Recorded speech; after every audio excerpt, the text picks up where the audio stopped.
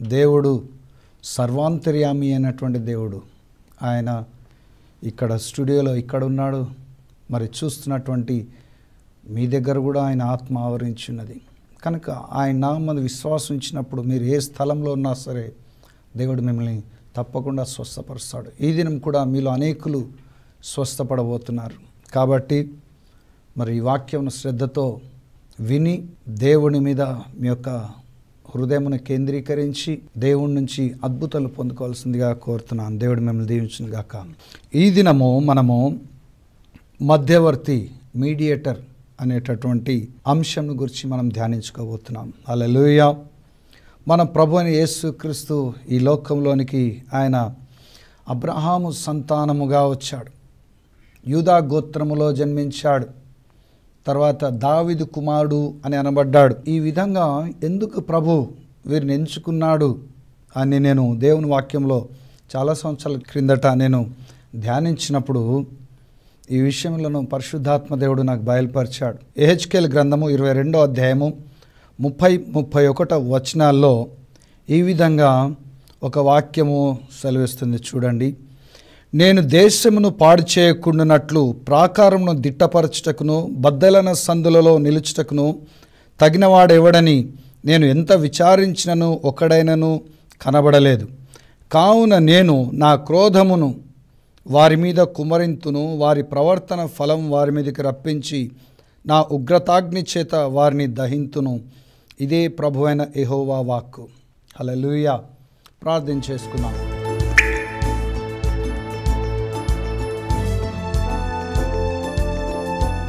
పరిశుద్ధులైన మా పరలోకపు తండ్రి యేసుక్రీస్తు ప్రభువానికి స్తుతులు స్తోత్రములు చెల్లిస్తున్నాం. నాయన ప్రభువా, ఈ సమయంలో నీ వాక్యం ధ్యానించడానికి నీ పరిశుద్ధాత్మ సహాయాన్ని మాకు అనుగ్రహించండి.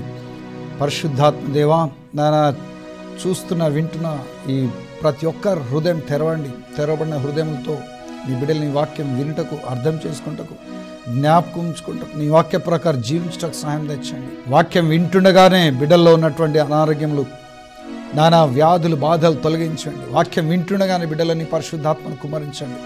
వాక్యం వింటుండగానే ప్రతి ఒక్కరిని మీరు ఆశీర్వదించండి. నీ దాసునన్ను ప్రభువా 100% మీరు స్వాధీనపరచుకొని మీ మహిమ చాటును సంపూర్తి నన్ను మరుగుపరిచి మీరే ఈ ప్రజలకు మిమ్మల్ని ప్రత్యక్షపరచుకొని వీరికి అర్థమైన రీతిలో మీ వాక్యం మీరు బోధించవలసిందిగా, నేర్పించవలసిందిగా నేను మీరు వేడుకుంటూ యేసుక్రీస్తు పరిశుద్ధ నామమున ప్రార్థించి వేడుకొనుచున్నాను పరమ తండ్రి. ఆమేన్, ఆమేన్, ఆమేన్.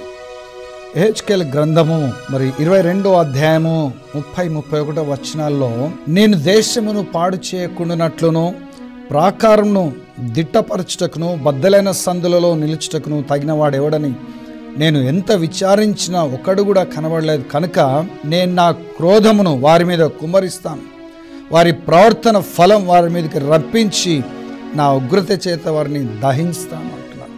ఆదాము పాపం చేసినప్పుడు దేవునికి మానవునికి మధ్యలో మరి ఒక గ్యాప్ అంటూ ఏర్పడింది. ఆది కాలం నుంచి కూడా దేవునికి మానవులకి మధ్యలో ఒక గ్యాప్ ఏర్పడింది. దానికి కారణం పాపమే. అయితే దేవుడు ఆది కాలం నుండి కూడా ఇప్పటి వరకు కూడా దేవునికి మానవులకు ఉన్నటువంటి గ్యాప్లో ఉండటం కొరకు మనుషులను ఆయన వెతుకుతున్నాడు.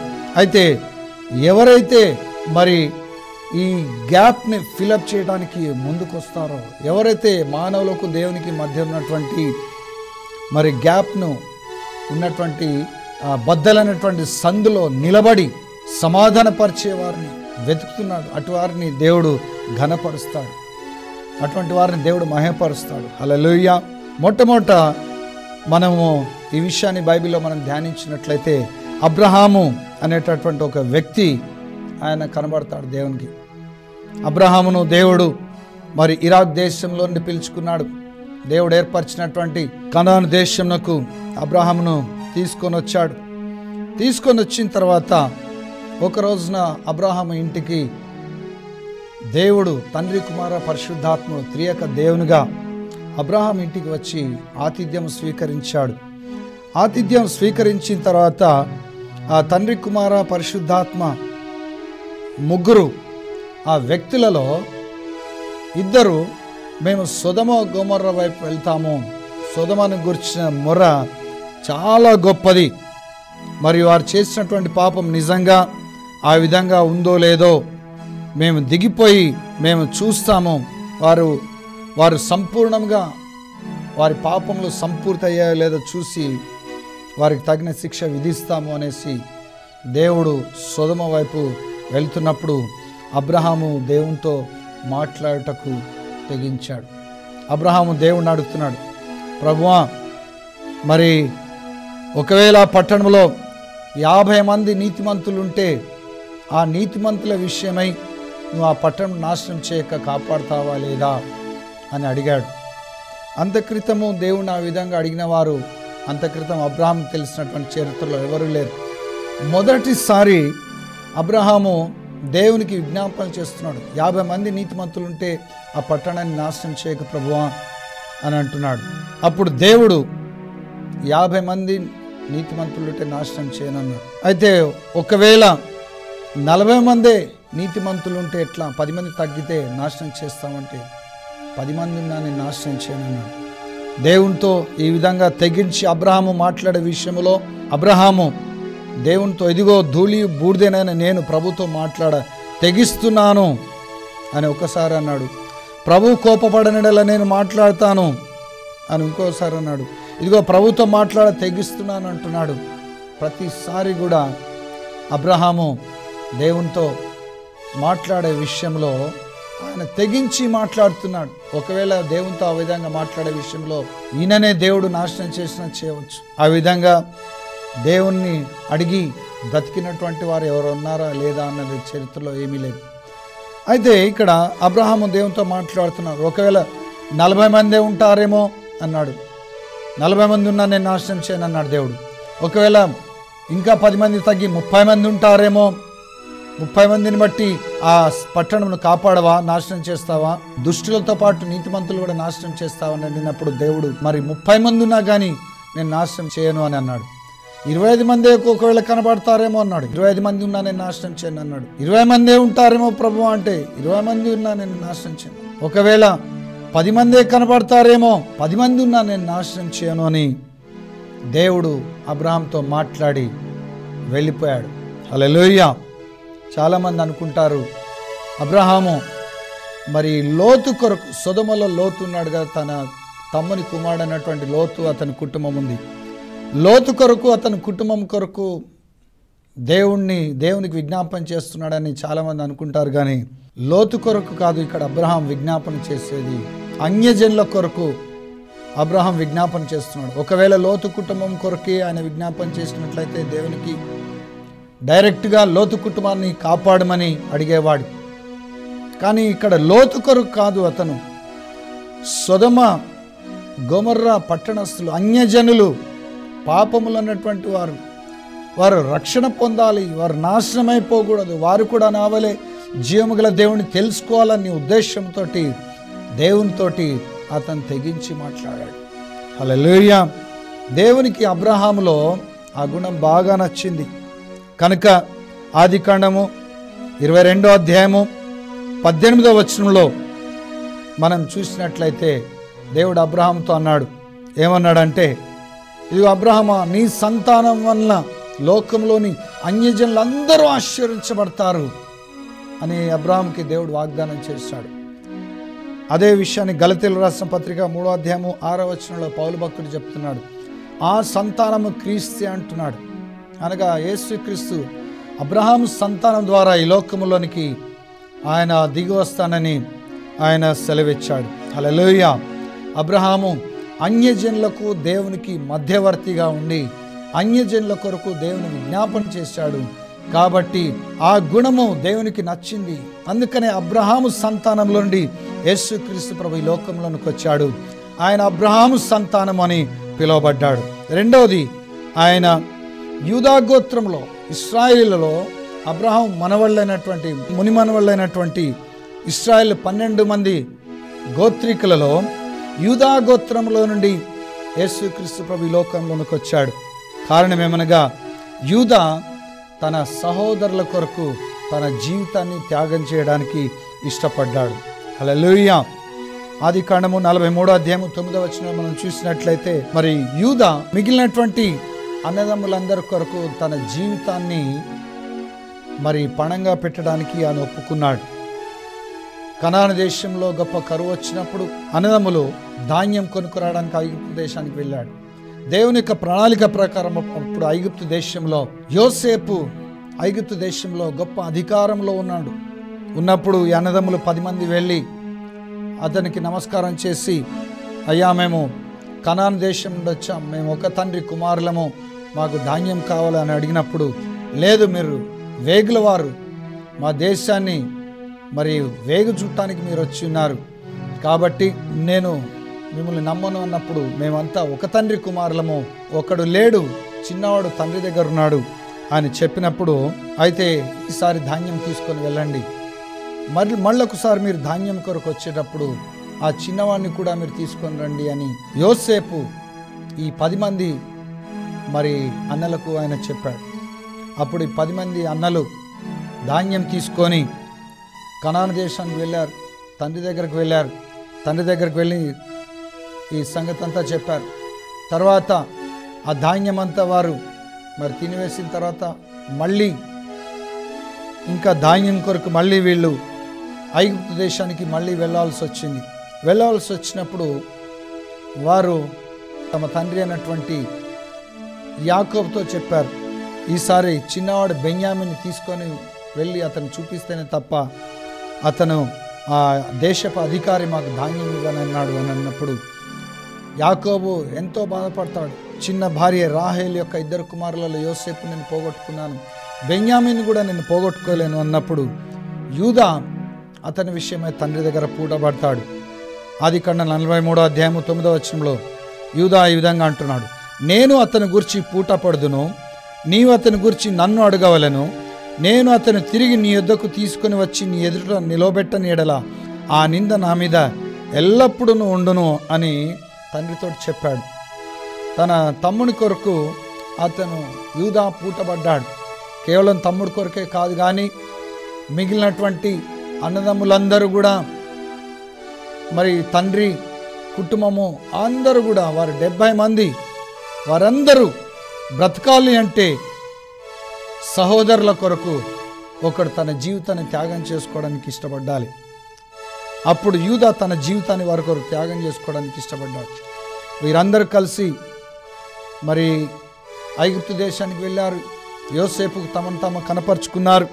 కనపరుచుకున్న తర్వాత యోసేపు బెన్యామిని చూసి చాలా సంతోషపడ్డాడు. కానీ నేను యోసేపునని వీళ్లకు తనను తాను తెలియజేసుకోలేదు వెంటనే. అయితే అతను వీరందరికీ ధాన్యం నింపి, బెన్యామిని వంతు కూడా ధాన్యం నింపి అతని గోనె సంచిలో మరొక వెండి పాత్రను పెట్టి వెళ్ళండి అని చెప్తాడు. వారు వెళ్తున్నప్పుడు దారి మధ్యలో మళ్ళీ వాళ్ళని వెనక్కి తీసుకొని రావడానికి ఒక వ్యక్తిని పంపించాడు. ఆ వ్యక్తి వచ్చి, మా యజమానుడి యొక్క వెండి గిన్నె మీరు తీసుకొని వెళ్తున్నారు, ఎవరో మీలో దొంగతనం చేశారు అంటే సరే అని అందరూ వెనక్కి వచ్చారు. వెనక్కి వచ్చినప్పుడు అందరు మూటలు విప్పినప్పుడు బెన్యామిన్ యొక్క మూటలో ఆ వెండి గిన్నె కనబడింది. వెండి గిన్నె కనబడినప్పుడు అప్పుడు మీరందరూ నిశ్చింతగా వెళ్ళిపోవచ్చు, ఇదిగో వెండి గిన్నె దొరికిన ఇతను నా దగ్గరే ఉండిపోతాడని యోసేపు తన తమ్ముడిని తన దగ్గర ఉంచుకోవాలని అనుకున్నాడు.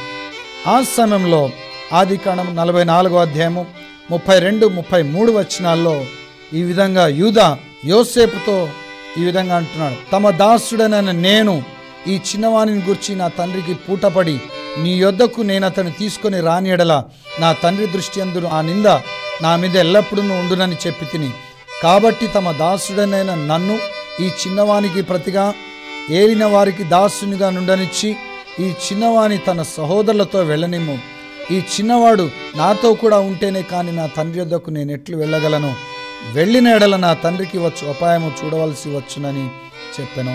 హల్లెలూయా.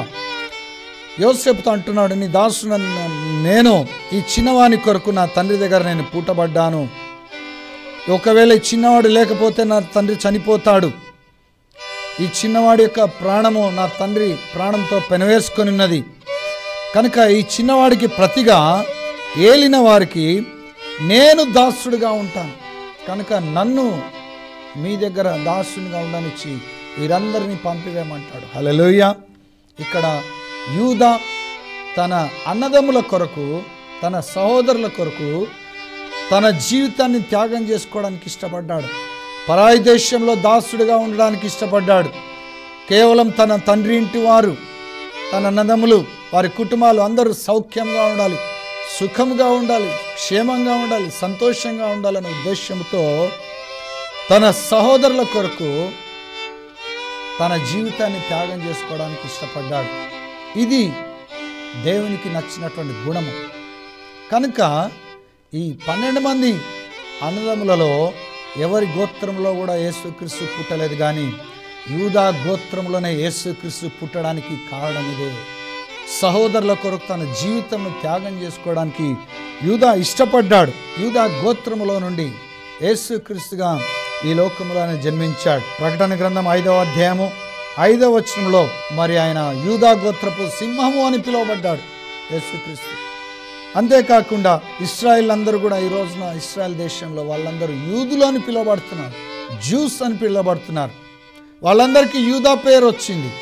కారణం ఏంటంటే వారందరి కొరకు ఆయన జీవితం త్యాగం చేసుకోవడానికి ఇష్టపడ్డాడు. కాబట్టి ఈ రోజున ఇశ్రాయేల్ దేశంలో ఏ గోత్రం పేరు ఎత్తరు, ఫలానా గోత్రికులు అని అనరు. ఇశ్రాయేల్ దేశంలో ఇశ్రాయేల్ అందరినీ ఈ రోజున యూదులోనే పిలుస్తున్నారు, యూదా వంశపు వారే అని పిలుస్తున్నారు. కారణం ఏంటంటే వారందరూ ఈ రోజున ఆ విధంగా జీవించడానికి, క్షేమంగా ఉండడానికి కారణము యూదా తన సహోదరుల కొరకు తన జీవితాన్ని త్యాగం చేసుకోవడానికి ఇష్టపడ్డాడు. కాబట్టి మన ప్రభువైన యేసుక్రీస్తు యూదా గోత్రంలో నుండే ఈ లోకంలోనికి ఆయన మానవ శరీరధారిగా దిగి వచ్చాడు. సామెతల గ్రంథం 11వ అధ్యాయము 15వ వచనంలో ఎదుటివాని కొరకు పూటబడిన వాడు చెడిపోవును, పూటబడనొప్పని వాడు నిర్భయముగా నుండునని. ఎదుటివాని కొరకు పూటబడిన వాడు చెడిపోతాడట. అవును, యూదా తన సహోదరుల కొరకు తాను చెడిపోవడానికి సిద్ధపడ్డాడు. దేవుడిచ్చిన దేశానికి దూరంగా ఉండడానికి సిద్ధపడ్డాడు, తండ్రి ఇంటికి దూరంగా ఉండడానికి సిద్ధపడ్డాడు. కనుక దేవుడు యేసుక్రీస్తు యూదా గోత్రంలోంచి ఈ లోకంలోకి వచ్చి యూదాను ఘనపరిచాడు. హల్లెలూయా. తర్వాత మన ప్రభువైన యేసుక్రీస్తు ఆయన దావీదు కుమారుడు అని అనబడ్డాడు.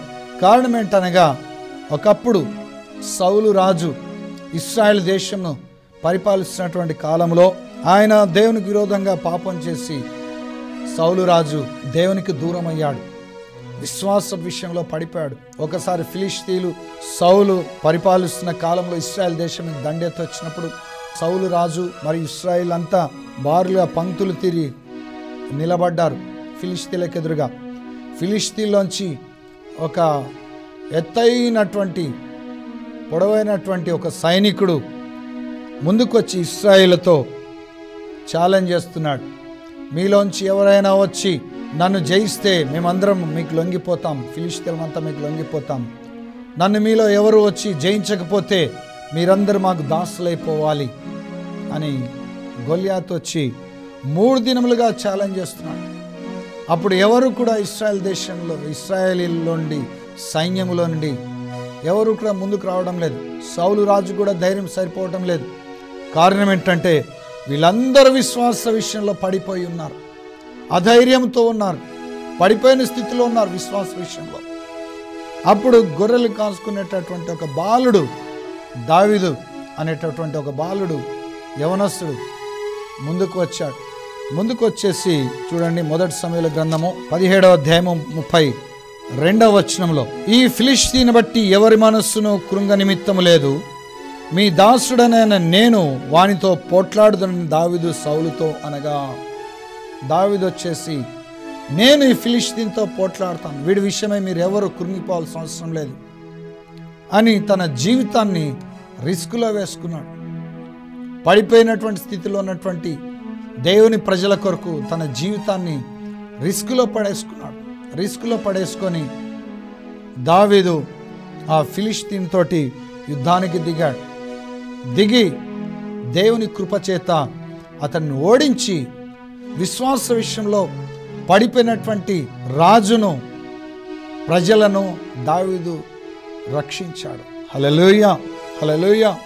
ఒకవేళ గొల్యాతుతో పోరాడే విషయంలో దావీదు ప్రాణం పోయినా పోవచ్చునేమో, అయినా సరే పర్వాలేదు, నేను నిశ్చయముగా విశ్వాస విషయంలో పడిపోయిన స్థితిలో ఉన్నటువంటి ఈ రాజును, ప్రజలను నేను రక్షించాలి అన్న ఉద్దేశంతో దావీదు తన జీవితాన్ని రిస్కులో వేసుకొని యుద్ధానికి ముందు కురికాడు. హల్లెలూయా.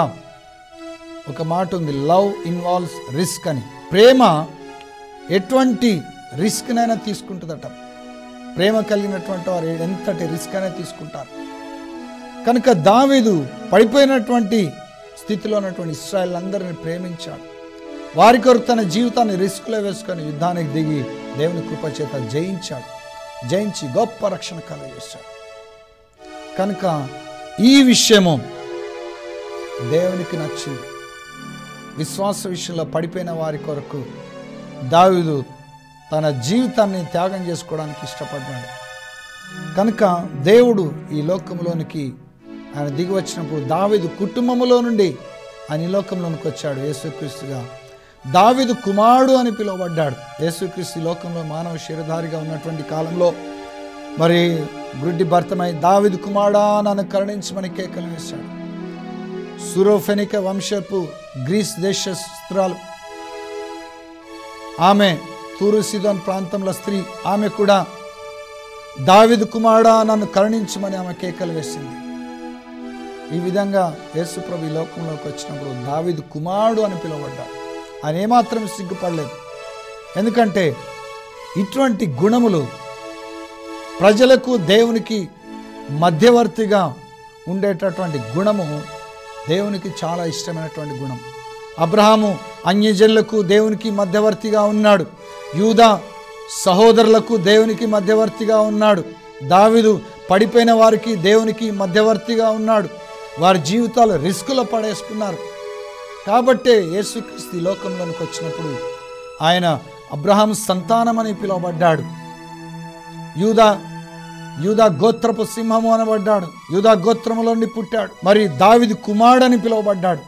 కారణం ఏమనగా వీరు ముగ్గురు 3 రకాల ప్రజల కొరకు తమ జీవితాల్ని దేవునికి వారికి మధ్యలో వేసుకొని రిస్క్ తీసుకున్నారు, త్యాగం చేయడానికి ఇష్టపడ్డారు. కనుక నీవు కూడా ఈ విధంగా దేవునికి మానవులకు మధ్యవర్తిగా ఉన్నట్లయితే దేవుడు నిన్ను కూడా ఘనపరుస్తాడు, నీ జీవితాన్ని కూడా ఘనపరుస్తాడు. నీ జీవితంలో నీ కుటుంబంలో ప్రతి ఒక్కరు తీరుస్తాడు. అన్ని విషయంలో దేవుడు నిన్ను ఆశీర్వదిస్తాడు. కనుక ఈ విధంగా దేవునికి ఇష్టమైన జీవితాన్ని జీవించాల్సిందిగా నేను మీకు కోరుతున్నాను. ఈ సమయంలో నేను మీ కొరకు ప్రార్థన చేయబోతున్నాను. దేవునికి మీకు మధ్యవర్తిగా నేను ఈ సమయంలో మీ కొరకు నేను ప్రార్థన చేయబోతున్నాను. ప్రార్థన చేసుకున్నాను.